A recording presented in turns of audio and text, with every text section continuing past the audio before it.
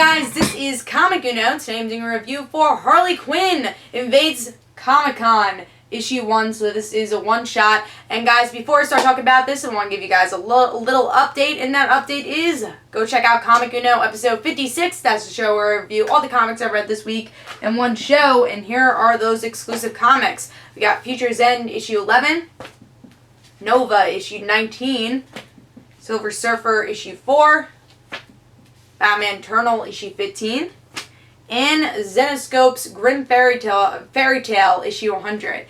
So be sure to check out all those reviews, and let's talk about Harley Quinn Invades International, or Comic-Con International San Diego, as known as San Diego Comic-Con. So I was pretty excited for this. I have been to San Diego Comic-Con twice before. I actually tried going this year, but it's impossible to get tickets. Hopefully next year I'll be able to go. But yeah, just ticket-wise, it was just really hard to get tickets this year. And last year, honestly, since I went a couple years ago, it's been really hard to get tickets because the event is just becoming that much popular, not just for the comic book community, but for the pop culture community. So, it is definitely hard to get to, but it's fun to get series like Harley Quinn Invades San Diego Comic-Con because you want to enjoy the experience as much people going there. And if you are going there, you want to have some fun, read a comedy comic like Harley Quinn to get ready for San Diego Comic-Con. So really cool cover. I think this is an Amanda Conner cover. It's actually back and front. Really like it, but we do have that price tag of $4.99, so that will be a question: is it worth the $4.99? Let's get started. So with this issue, we get to see that, of course, Harley is invading Comic-Con. She's helping out some of her friends from Brooklyn with their booth, and she gets thrown out every day by trying to get her artwork shown by DC to see if they like it. And every single time she tries doing this, she gets thrown out somehow. She gets arrested. She gets thrown out every day of the convention. Somehow always comes back the next day because they only throw her out for a day. But there's a lot of Easter eggs of DC comics and some Easter eggs of Marvel comics too. So we get to see some Easter eggs of Marvel comics also, which is really fun. And I guess even if you've been to the convention, you'll get to see downtown San Diego. You'll get to see the buildings. So if you've been there, you'll see the ambiance, the exterior of it. It's really nice to see also. Brings you back to those memories of going to San Diego Comic-Con. But yeah, you just get to see her whole experience, Wednesday through Sunday, and how she gets into trouble because she's Harley Quinn.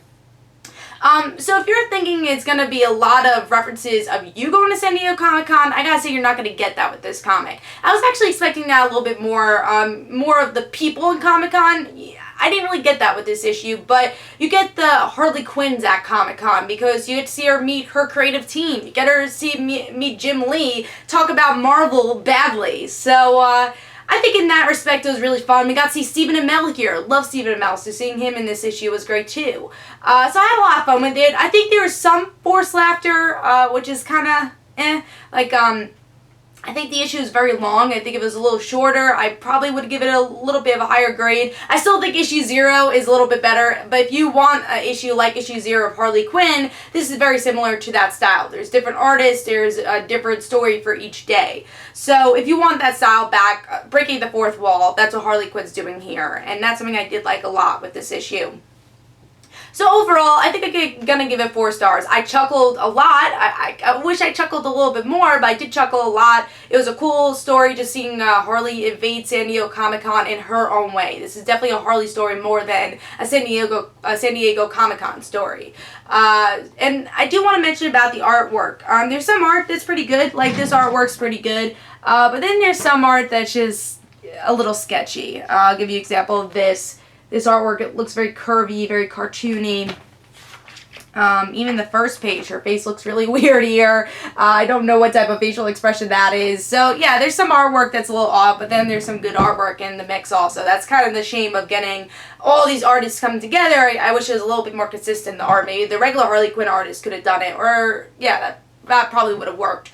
I think Amanda Conner did a page also, which was kind of fun. I like seeing her art because she usually doesn't do it for the regular series because she writes the regular series with her husband. But overall, I thought it was a fun series. I'm not going to give it 4.5 because I do think it's a little pricey, but I'm going to give it 4 stars. I think it's a really solid series. and I'm glad I picked it up. I had a lot of fun with it. So hope you guys enjoyed. This is Comic Uno, and guys, don't forget to follow me on Twitter for Comic Uno and the Red Situations, and don't forget to like my Facebook page, and I'll see you guys later.